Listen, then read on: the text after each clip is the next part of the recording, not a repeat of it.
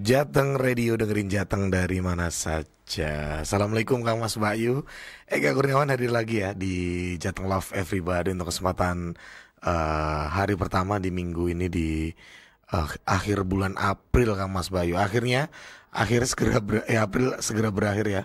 Katanya kemarin tuh April kok nggak rampung-rampung ya. Ini bentar lagi. Dan siang hari ini kita udah kedatangan tamu Kang Mas Bayu. Beliau adalah seorang, banyak banget tadi aku dikasih tahu Sita itu, selain seorang penulis, dia juga seorang dosen, seorang punya penerbit juga ya Mas ya. Yeah. Dan juga kalau dari stylenya kayaknya main musik juga dia. Penikmat musik. Oh, penikmat musik.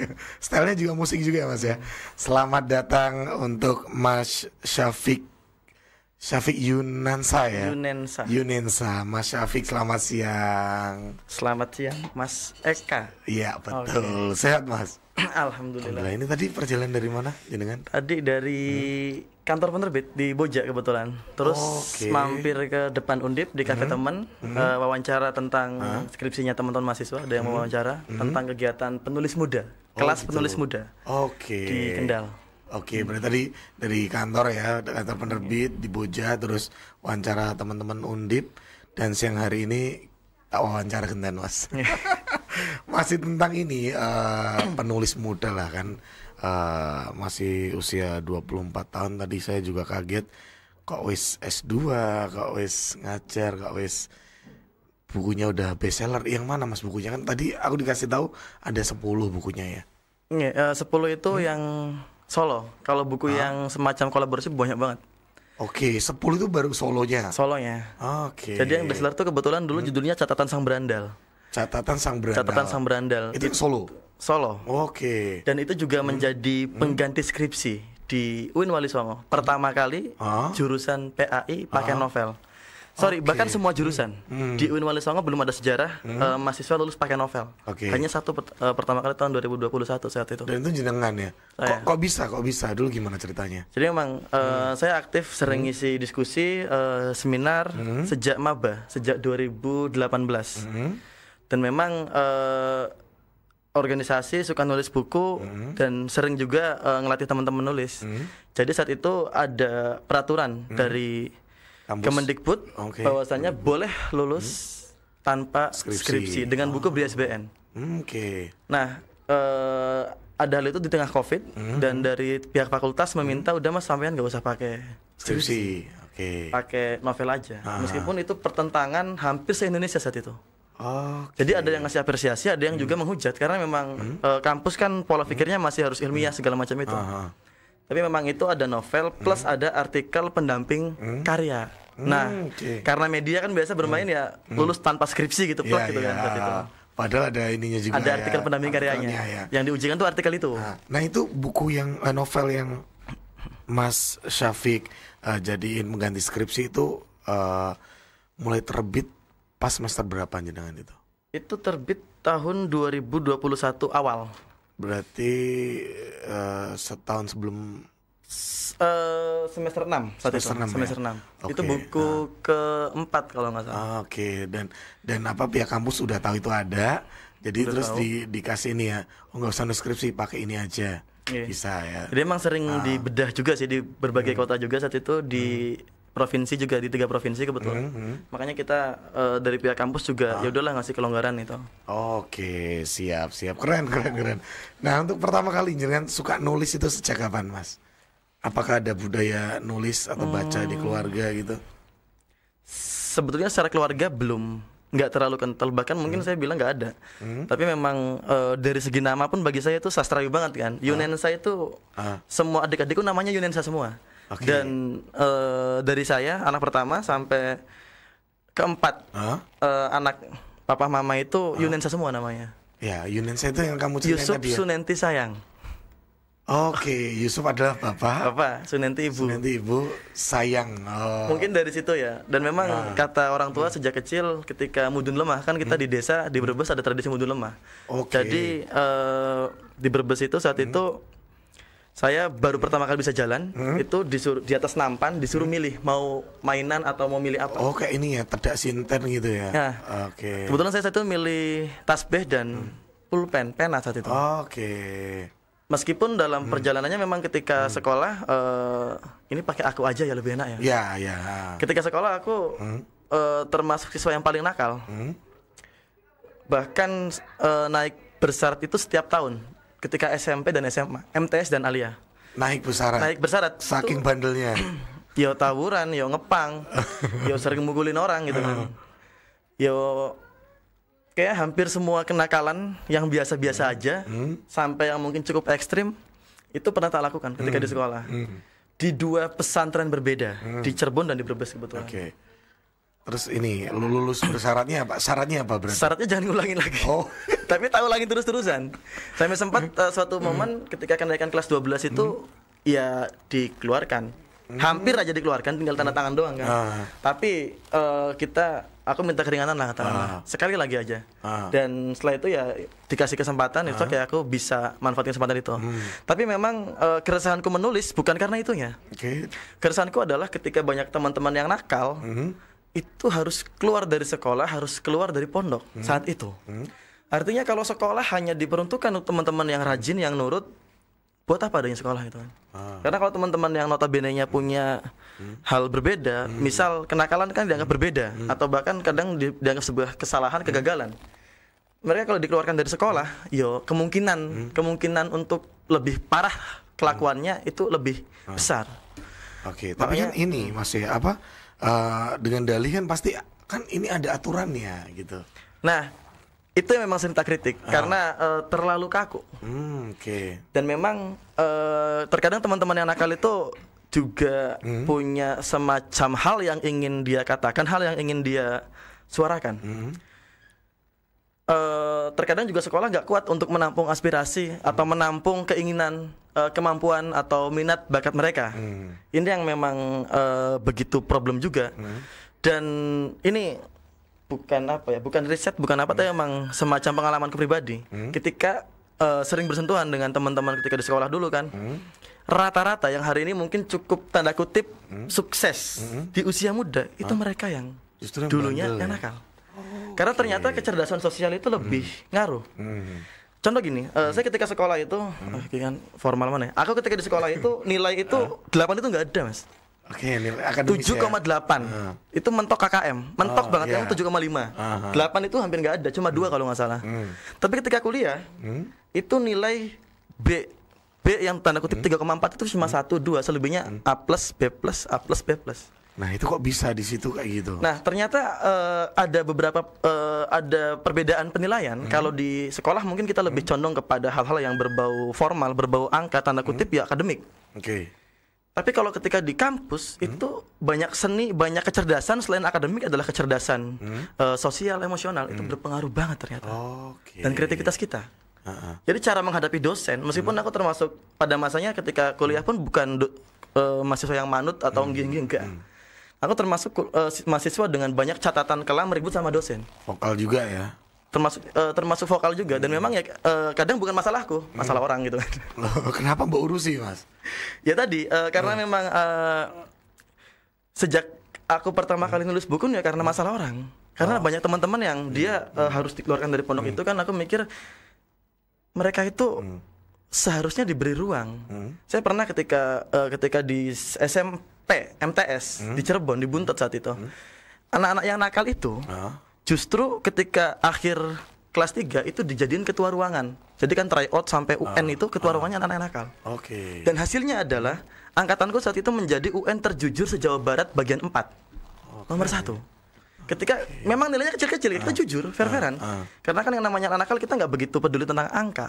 Yang penting udah lulusnya udah seneng gitu kan. Dan memang kita biasa jujur dengan diri sendiri. Itu yang aku lakukan sama kawan-kawan. Yang sekarang mereka ada yang di Jepang, ada yang 2 orang di Taiwan, beberapa misal bikin usaha apa. Surveinya lebih ngena. Bahkan teman gue ada yang 10 kali dalam waktu 3-4 tahun wawancara di Jepang nggak pernah lolos, tapi dia tetap nyoba.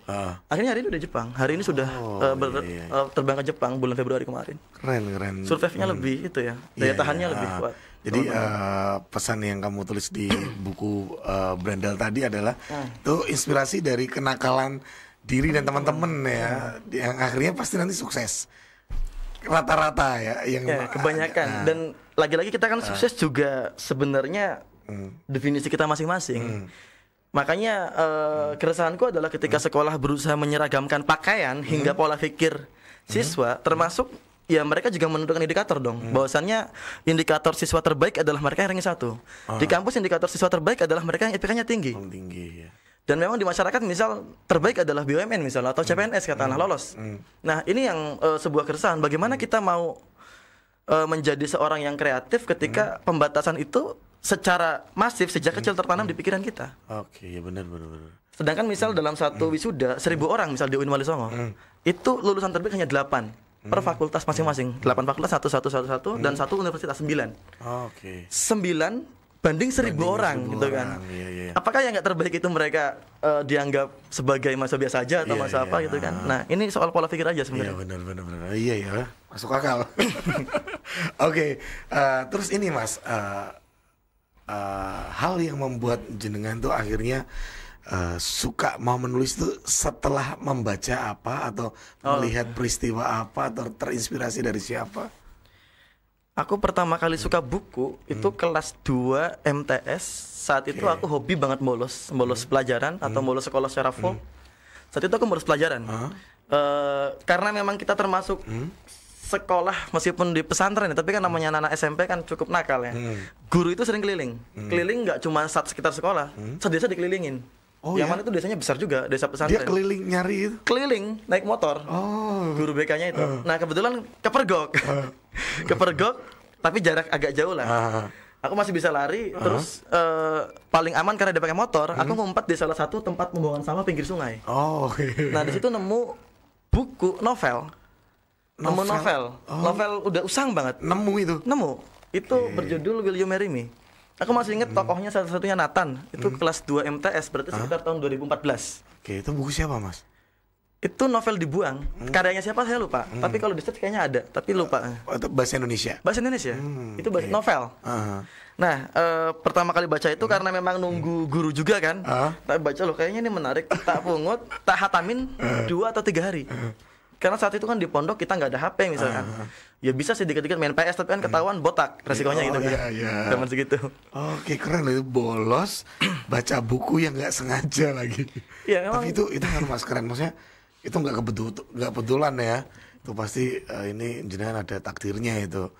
Oke, terus baca itu sampai selesai? Sampai selesai dan berlanjut karena akses buku saat itu masih kurang. Jadi aku baca buku lagi 3 tahun kemudian, kelas 2 aliyah.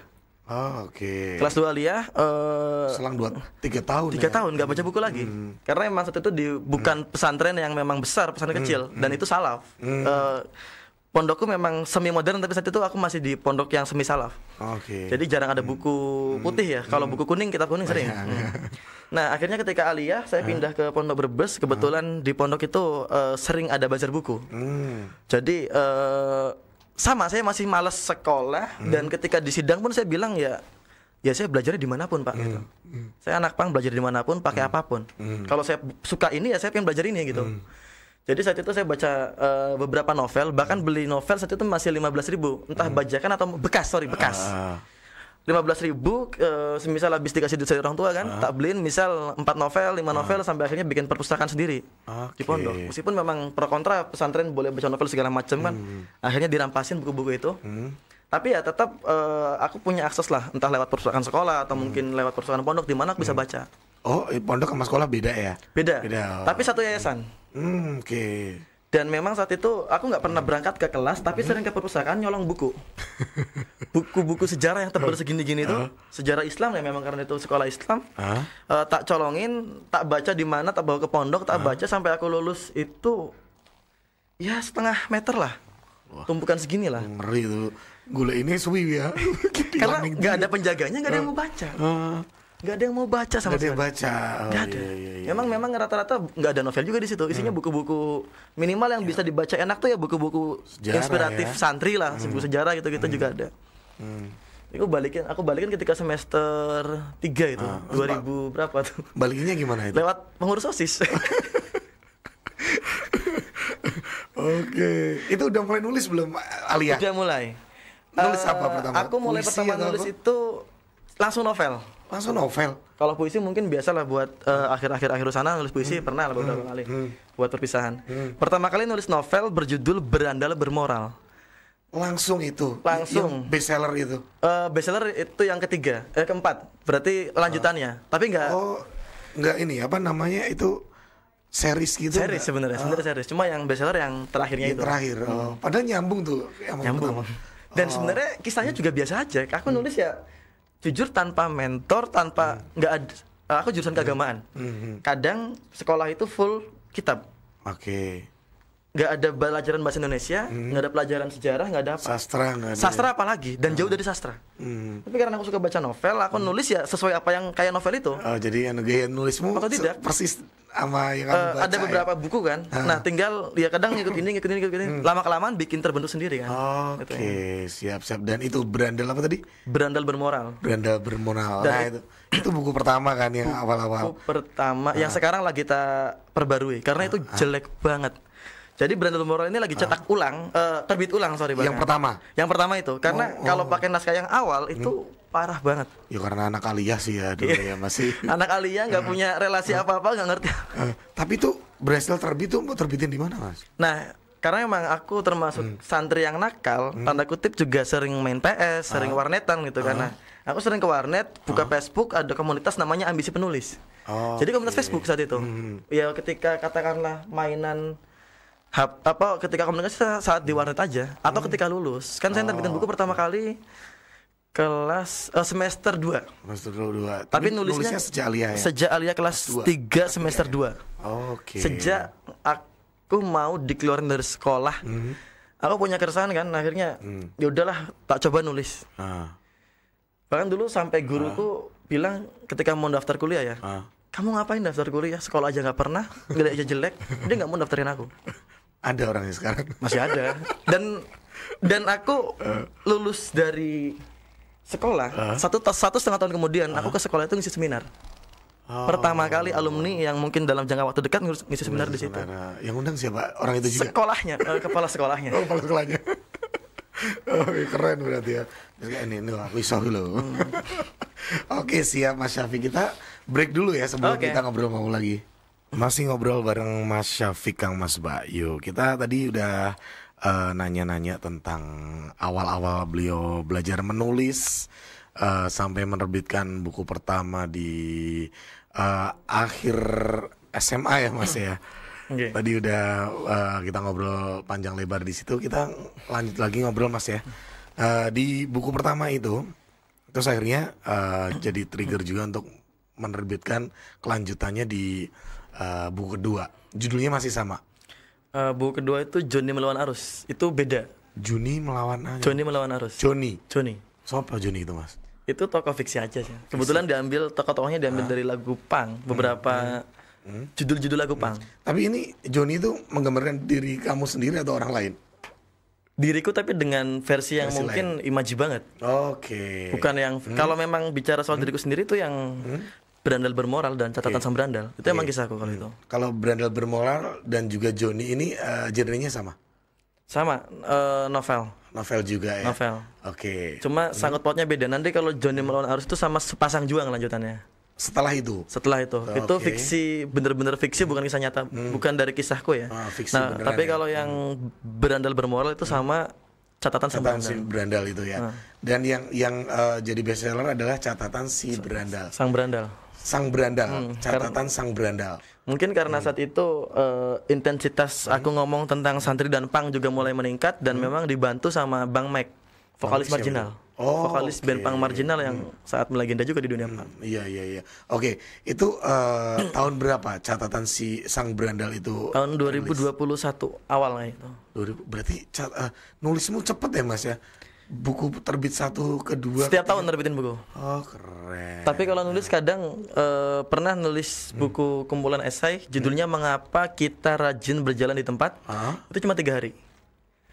3 hari di masa KKN jadi kordes lah, wakil kordes lah katakanlah saat itu. Kamu nulis tuh waktunya baginya gimana Mas? Kan kegiatanmu banyak loh. Kalau saat itu memang karena ada motivasi aja dari kampus, katanya mau janjiin dana terbit kan 4 juta kan. Gitu. Jadi memang ketika lagi KKN pun tak garap. Langsung ya 3 hari ya. Ketika di depan laptop itu 3 hari full. Langsung cair. Ya alhamdulillah cair buat terbit. Oke, terus catatan sang berandal ini best seller itu berarti terjual berapa, Mas? Ukuran best seller sekarang itu berapa sih? Kalau ini kita sebenarnya kalau best seller kan banyak banget ya. Cuma karena saat itu di penerbit indie, penerbit kecil, yang notabene-nya penjualan banyak, paling banyak di penerbit itu saat aku belum punya penerbitan ya. Itu dari penerbit di Singkawang, itu paling banyak. Ya buku itu, dan kebetulan sering dibedah di berbagai provinsi saat itu. Dan bukumu yang terbaik di penerbit itu? Di penerbit itu. Oke. Dan memang ya mungkin juga hasil penjualan juga lumayan lah. Saat itu ya aku berani ngambil KPR gitu-gitu. Keren, berarti akeh wi. Berani bikin penerbit sendiri akhirnya kan. Nah, itu kenapa bikin penerbit sendiri? Karena emang sejak masa baru 2018 aku emang punya ilmunya tentang penerbit. Enggak, nekat aja. Cuma kita butuh alat produksi dong, karena aku sejak maba punya komunitas literasi buat bangun kurang lebih 5 aku pernah bangun komunitas di Semarang.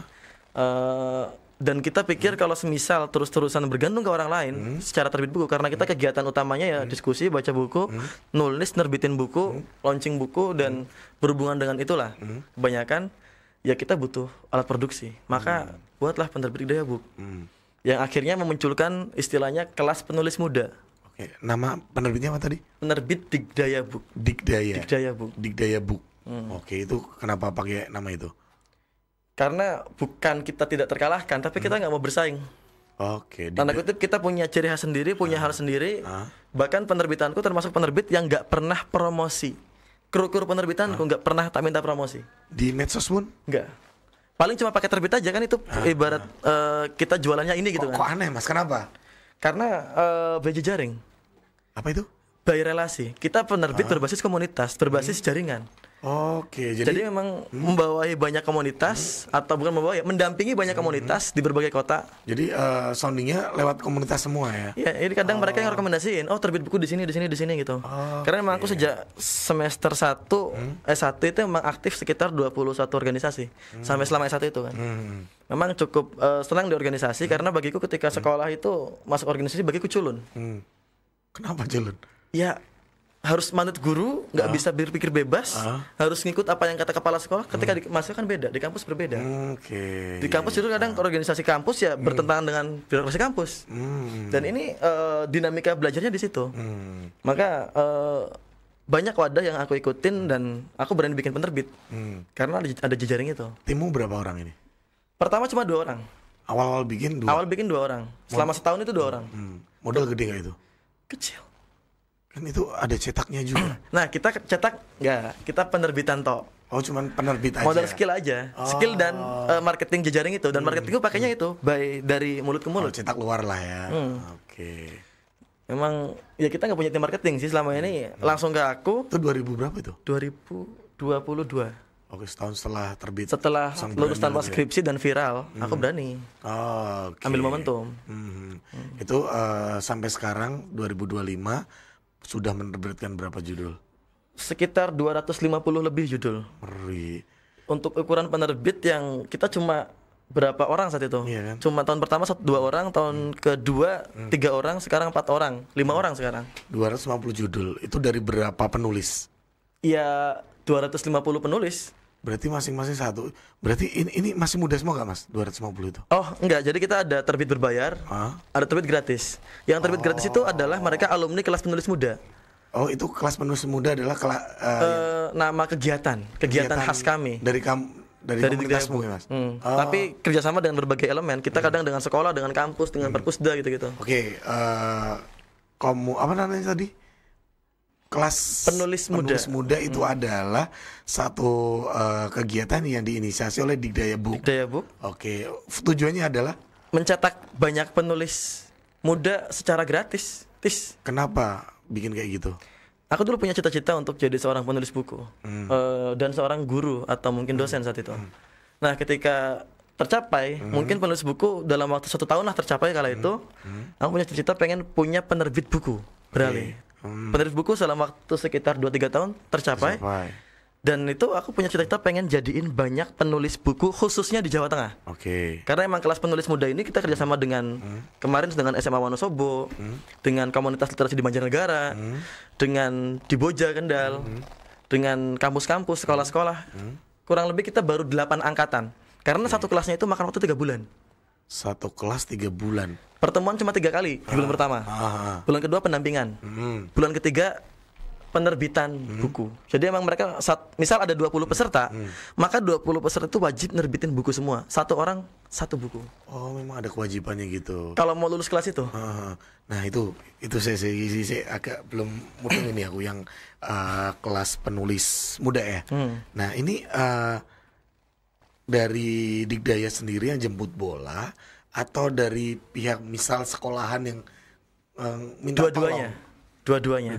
Awalnya kita sendiri yang jemput bola. Kemana awalnya dulu? Awalnya dulu kita karena aku di UIN, aku sama teman-teman UIN. Oh, berarti di kampus dulu. Di kampus. Dulu, 3 pertemuan tuh di kampus. 3 kali kelas di tahun pertama di kampus. Berapa orang itu pertama peserta? Pertama itu kita sekitar awalnya cuma 5 orang. Tapi 5 orang terbit buku semua. Akhirnya terbit semua 5 buku. Terus kelas yang kedua itu mulai sekitar belasan orang lah, 12 atau 13 dulu. Nah, kelas ketiga itu 30 orang. Dan yang terbit buku saat itu 21 orang. 21 ya, 9-nya nggak berhasil lah ya. Ya itu kita kelasnya gratis, semua gratis termasuk terbitnya gratis. Jadi kan tadi ada terbit gratis itu alumni kelas, ada terbit berbayar. Itu paketnya 450. Kalau untuk satu bukunya. Kalau untuk yang ikut kelas itu dia akan gratis. Gratis kelasnya, gratis terbitnya. Gratis terbitnya, gratis kelasnya. Semua. Keren loh. Ya kita berusaha katakanlah ya tadi mungkin kalau perusahaan besar mereka punya CSR dan kita nggak kuat kayak gitu. Kita nggak punya duit. Makanya ya udah sambung gratisin itu loh maksudnya. Nah, makanya kadang mereka kalian dari mana itu? Ya itu dari terbit berbayar itu. Oh, yang dari terbit berbayar itu. Jadi dari 250 buku itu, kalau tak hitung-hitung sekitar 120 sampai 125 itu terbit gratis. Selebihnya berbayar semua. Berbayar itu ya yang. Kadang berbayar kan juga mereka kalau nyatanya banyak ya kita untung banyak juga. Sama-sama untung lah, penulis untung, penerbit untung. Iya. Tapi kan nanti akhirnya mbok subsidi silang sendiri ya. Tapi tetap teman-teman kru juga dikit-dikit tetap bisa jalan lah. Meskipun ngepas biasanya memang. Tapi keren loh, mulia loh kalian tuh. Terus akhirnya kelas penulis muda itu berjalan terus kan. Ini terakhir kemarin di Perpusda Kendal.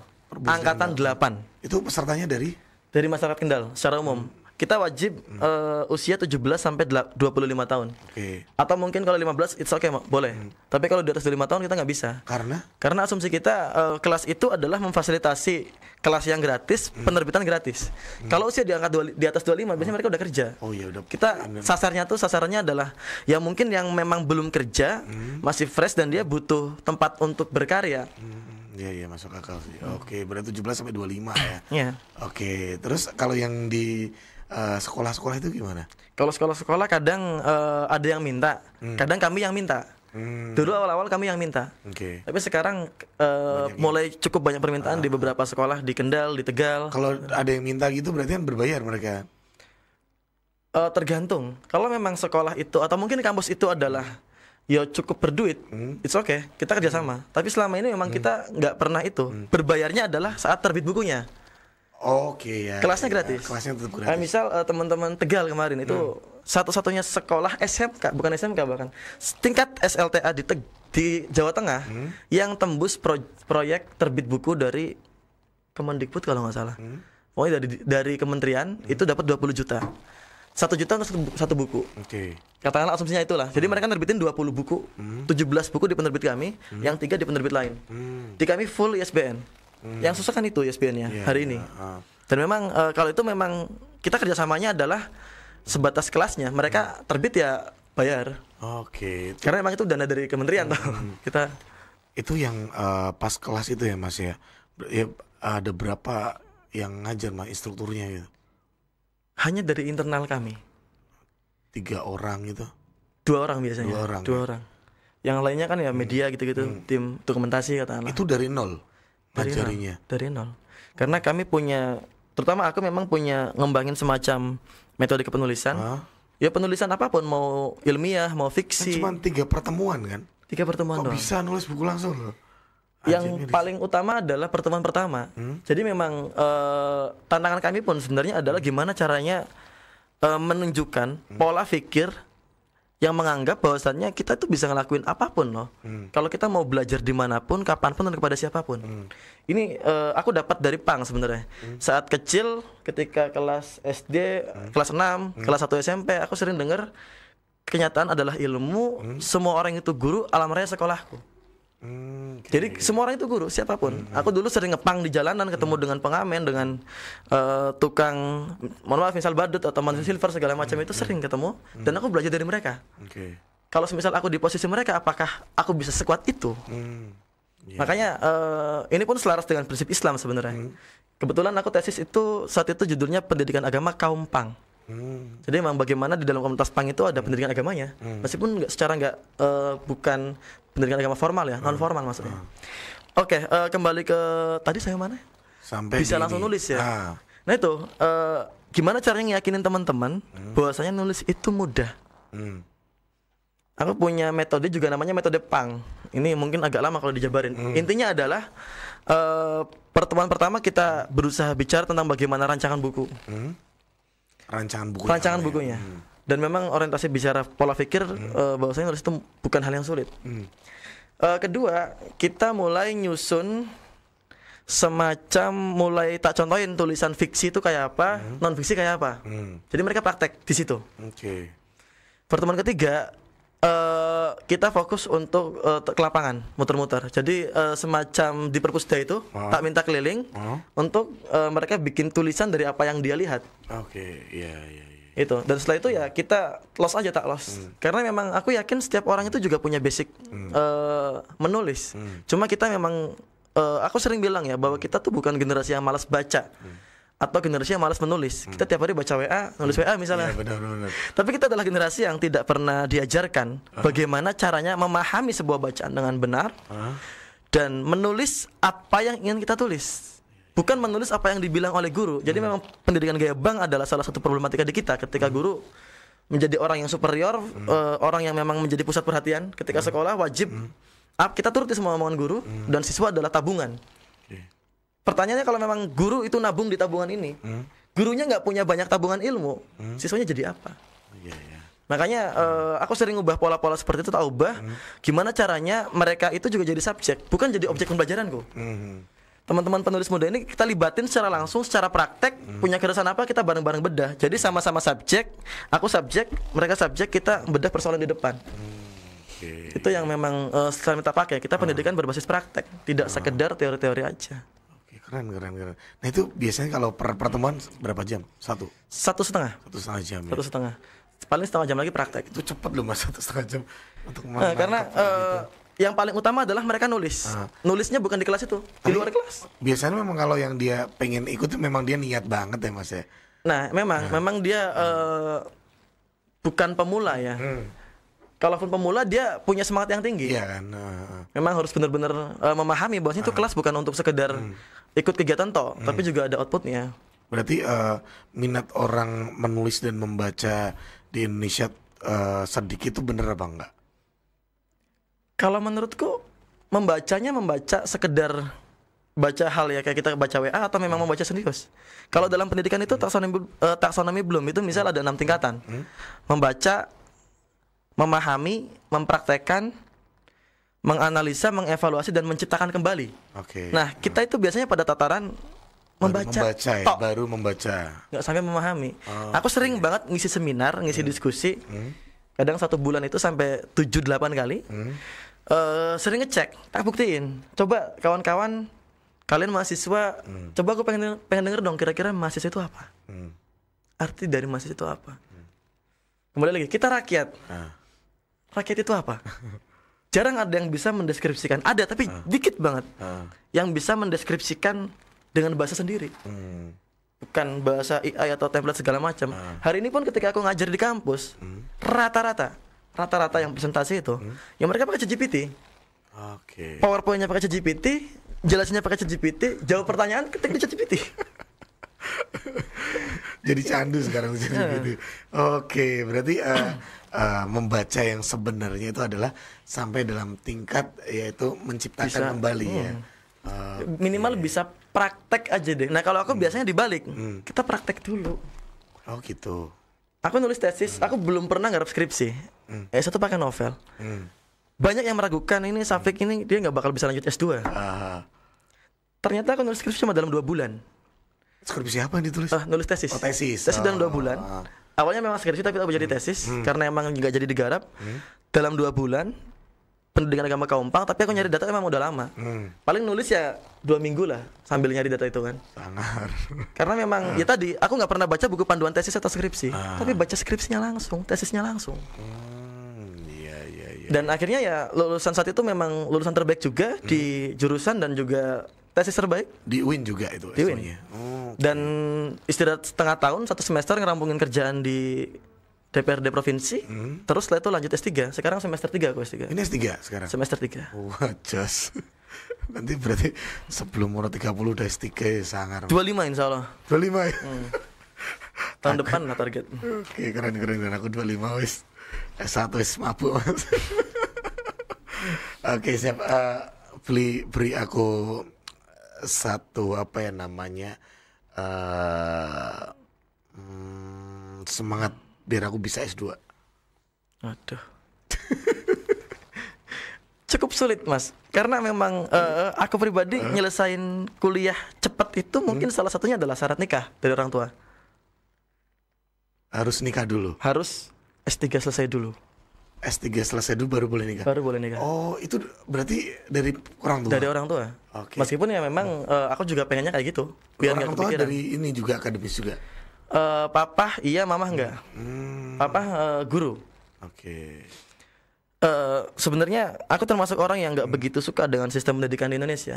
Makanya aku termasuk orang yang sering bilang bahwasannya kita tetap ikutin semua itu, tapi kita harus punya atau kita harus tahu cara belajar kita sendiri. Iya. Itu yang mahal. Itu buat tanamin ke mahasiswa. Semua teman-teman yang memang sering main ke penerbitan atau ketika ngisi seminar. Yang mahal adalah kita harus tahu cara belajar kita sendiri ya, kita sendiri ya. Karena setiap orang tuh berbeda dan ketika memang mereka udah tahu itu, mereka mau jadi penulis, pelukis, jadi apapun bisa. Oke. Dan itu adalah ajaran pang yang sangat kental plus ajaran di pesantren. Oke, ya. Siap. Kita nanti lanjut Mas. Aku mau ngobrol tentang pang pergi. Oh. Kita ke lagu dulu kan Mas Bayu. Oke. Kita tadi udah spill pengen ngobrol tentang pang nih. Pang sama dengan berandal nggak sih? Kalau secara sejarah sebenarnya pang itu sebuah perlawanan kelas menengah. Kelas menengah ya? Kelas pekerja. Kelas pekerja. Kelas pekerja. Buruh gitu ya? Buruh. Yang memang saat itu tidak puas dengan, semisal di Inggris ya bicara soal kerajaan ya, mereka kurang puas. Tapi memang bergeser ke Indonesia. Meskipun era awal juga kita semangat perlawanan, apalagi bicara soal zaman Soeharto. Karena awal-awal pang di Indonesia ketika zaman Orba memang. Dan memang gerakan itu memang apa ya, kalau kita ibarat negara Pancasila atau mungkin negara yang kental dengan agamanya, memang seringkali dianggap sebuah hal yang negatif. Karena memang banyak hal di luar negeri itu apa, sampai ke Indonesia jadinya apa. Oke, benar. Salah satunya adalah pang itu.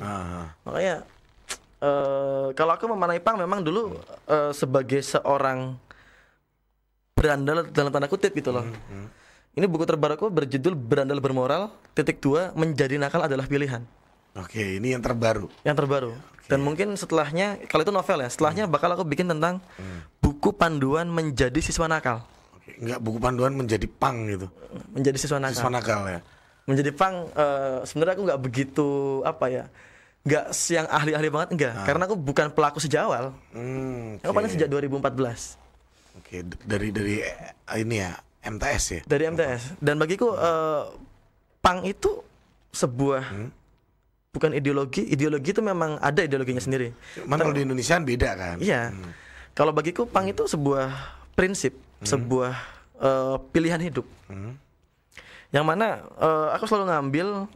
Jadi gini Mas, sejak kecil aku suka lagu-lagu pang. Oke. Sampai hari ini, ketika orang lain banyak lagu pop segala macam, aku tetap lagu pang. Ya? Karena bagiku itu benar-benar pang juga bisa sebagai musik, sebuah prinsip hidup. pandangan hidup juga, pandangan sikap politik juga bisa. Terus punk juga sebagai style juga bisa. Tapi aku lebih condong kepada punk itu ya prinsip. Diambil dari mana? Dari musik-musiknya. Karena sejak awal punk itu memang nggak beraturan segala macam. Karena emang tokoh punk pertama kali dulu bilang nggak peduli apa kamu bisa nyanyi apa enggak. Tapi yang penting kamu punya hal yang pengen disampaikan. Bisa menyuarakan lah. Bisa menyuarakan. Dan memang punk yang paling utama adalah menjadi diri sendiri. Kalau kata Bang Mike Marginal, menjadi punk itu syaratnya cuma satu. Jadi diri sendiri dan jujur atas itu. Jadi kalau dipukul sakit ya jangan mukul. Dipalak sakit ya jangan malak. Ditindas sakit ya jangan jadi seorang penindas. Jadi memang itu yang aku dapat dari punk sejak kecil. Termasuk tadi tak bocorin juga tadi soal bahwasanya kita bisa belajar dimanapun, kapanpun dan kepada siapapun, itu juga dalam prinsip alam raya sekolahku. Yang ternyata ini sejalan kok dengan Ki Hajar Dewantara. Sejalan kok dengan apa yang pendidikan kita cita-citakan. Makanya bagiku sebenarnya siapa sih yang mungkin paling apa ya, paling serius kita bicara soal pendidikan itu. Kalau di luar negeri, mohon maaf, sering itu nggak mas, anime, tahu di Jepang. Jepang itu banyak lagu-lagu Power Ranger lah katakan, atau lagu-lagu anime atau apa, itu genrenya punk. Iya, benar. Kan? Secara studi juga memang orang yang sering mendengarkan lagu punk, lagu metal, tanda kutip punk juga, itu dia punya hati yang lebih halus, punya kepedulian yang lebih. Karena memang itu bicara tentang kenyataan sosial, nggak cuma soal lagu-lagu cengeng, nggak cuma soal lagu-lagu sesaat terus ngilang lagi kayak lagu pop gitu-gitu, enggak. Kita masih relevan sampai hari ini lagu punk, dan itu aku nganggap punk itu ya itu. Nggak harus, mungkin memang aku pernah menjadi seorang tanda kutip memang dianggap berandalan karena aku sering di jalanan juga. Sering nyetrit lah bahasanya, atau bahasa sini ngebonek mungkin. Ngebonek ya. Memang dulu 6 tahun aku full, sering hampir tiap minggu pasti itu wajib. Meskipun pondok seketat apapun tetap bisa keluar. Naik truk gitu-gitu. Naik truk, lintas provinsi minimal. Iya. Dan ya itu hobi juga. Ya tadi karena aku pengen asumsiku kala itu di sekolah itu kalau aktif organisasi nggak keren. Nggak punya banyak teman, orang dijauhi teman-teman. Tapi ketika kita pergi kemana, ngobrol semana, punya kenalan di mana-mana. Nah ketika di kampus, ketika nakal itu malah nggak keren. Telat nakalnya. Iya benar. Iya kan, makanya aku menjadi siswa nakal bukan mahasiswa nakal. Repot kalau nakal ketika di kampus, serius. Berarti udah nakal udah kemarin-kemarin ya. Iya. Kecuali memang kita anggap ya tadi kita bicara soal definisi nakal pun debatable banget ya sebenarnya. Apakah itu misal sampai ke kriminal apa enggak? Kalau aku alhamdulillah memang nggak pernah sampai kriminal. Tanda kutip misal bunuh orang itu ya nggak pernah. Paling ya berantem itu kan. Biasalah ya. Oke, yang penting nggak maling, nggak narkoba, nggak bunuh. Nah itu.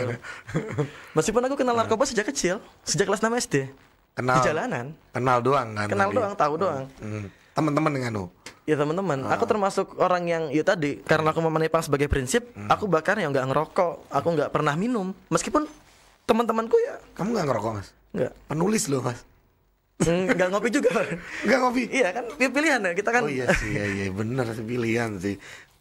Dan teman-teman punk juga menghargai itu. Mungkin sekilas kalau teman-teman nganggap punk itu minum, kalau nggak minum nggak keren. Tapi dalam faktanya aku di mana-mana ketika aku nggak minum, sorry bro, udah nggak minum misalnya itu, dia langsung lewatin. Gelas muternya tuh lewat aja gitu. Mereka menghargai itu. Nggak ngerokok itu keren mas. Oke, siap. Ini terakhir nih ya mas, karena waktu udah mepet. Nah, rong jam kita cukup ini.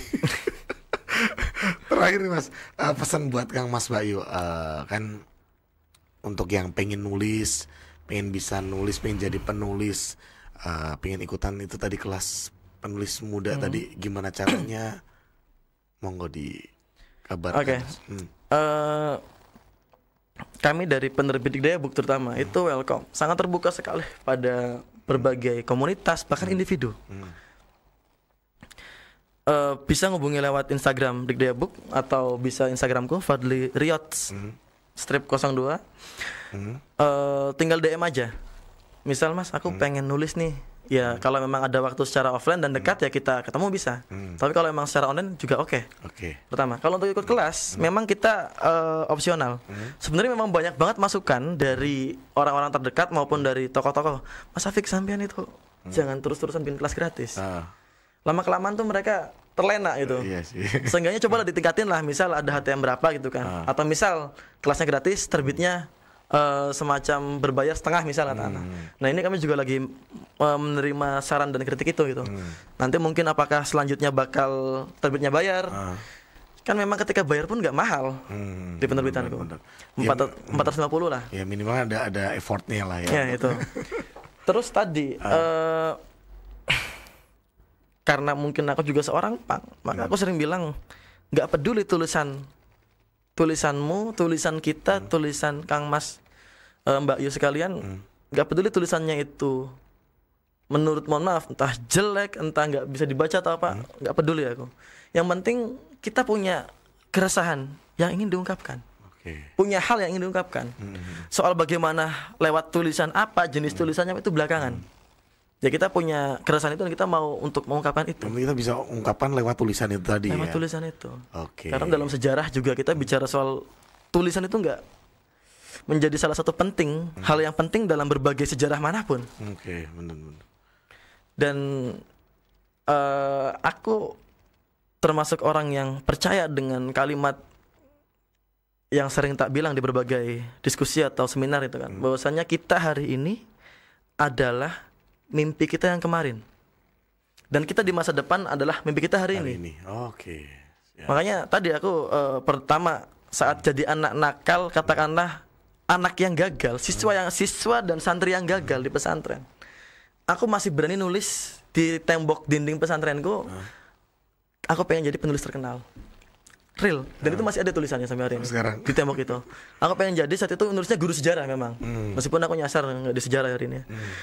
Dan aku berani merancang mimpi itu dalam kondisi paling down sekalipun, paling lagi hancur-hancurnya. Mimpi pertama dapat, kita geser mimpi yang lain, terus-terusan. Jadi memang kita nggak cukup pada satu atau dua, tapi yang penting adalah mimpi kita nggak hanya tentang diri kita sendiri. Betul. Itu yang aku rasain selama ini. Tiba-tiba usia 20 tahun lulus S1, ditawari jadi staf ahli, padahal aku bukan orang politik, bukan anggota partai juga. Terus lulus S2, tawar jadi dosen. Terus sekarang juga S3, dan aku nggak pernah beasiswa bahkan. Tapi tetap rezeki dari mana-mana aja. Karena tadi aku sering bilang ke teman-teman, kalau mau undang aku misalnya jadi pemateri atau apa, silakan, nggak usah mikir fee. Mas Taufik, fee-nya berapa sih? Aku nggak pernah bilang terserah. Karena ya itu tugasku juga sebagai seorang terpelajar. Bahkan ketika memang aku punya waktu dan teman-teman butuh apa, harus kemana, ya aku ke situ. Oke, sangat keren Mas dengan tuh.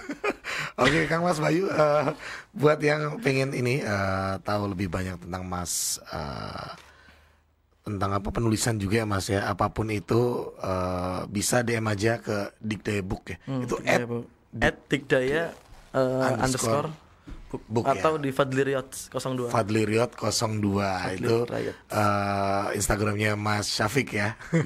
Oke Mas, terima kasih udah mau mampir ke sini. Terima kasih juga Mas. Sehat selalu, tetap menulis, tetap menghibur orang-orang, tetap bermanfaat buat masyarakat. Amin. Dan Kang Mas Bayu jangan kemana-mana, setelah ini tetap di Jateng Radio.